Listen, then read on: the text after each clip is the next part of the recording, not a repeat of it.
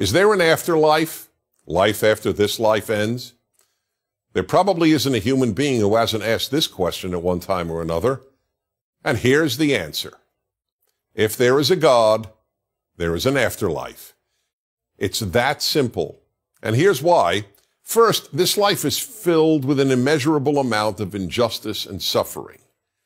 The only way there can be some ultimate justice for victims of evil is if there is an afterlife.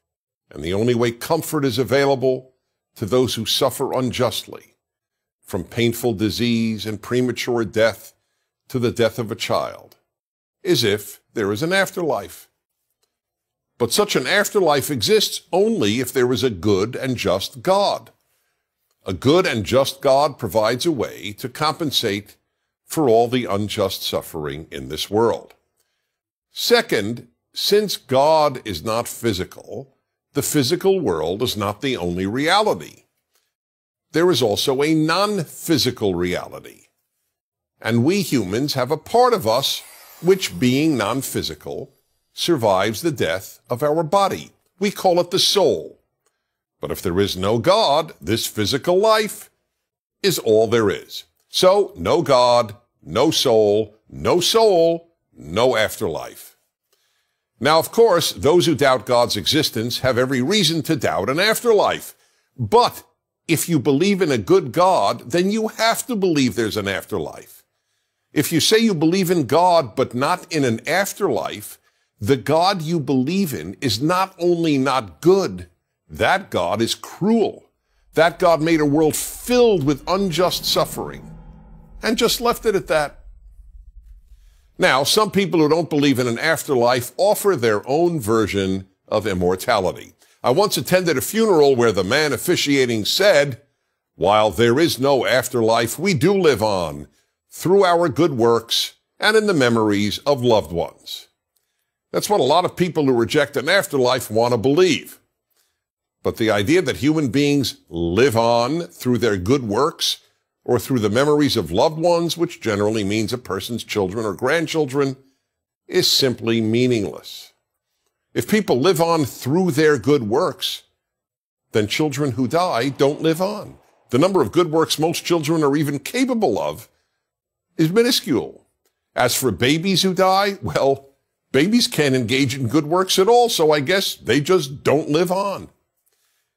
Anyway, the truth is that bad works usually live on longer than nearly any good works. In fact, if works make us immortal, Hitler, with all the evil he did, is far more immortal than the kindest people on earth.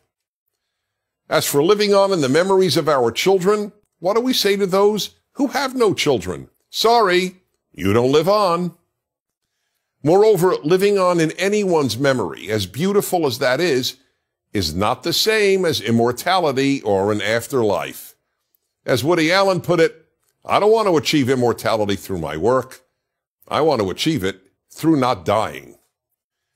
If there's no afterlife, we don't live on. Period. Let's be honest enough to acknowledge that.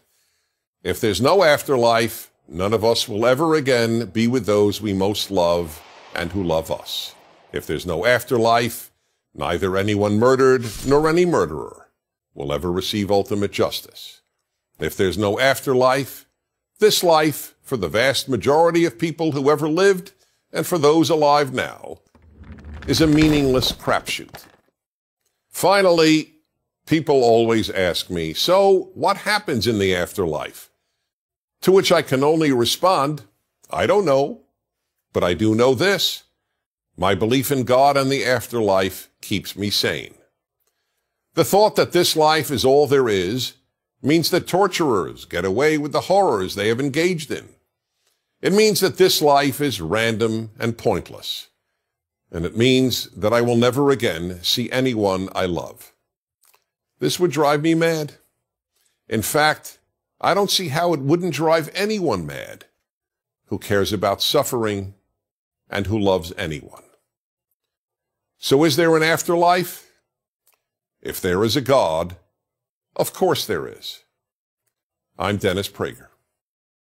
Thank you for watching this video. PragerU is a nonprofit and we rely on donations from people like you. So please consider making a donation to help keep our videos free. And if you like this video, don't forget to share it.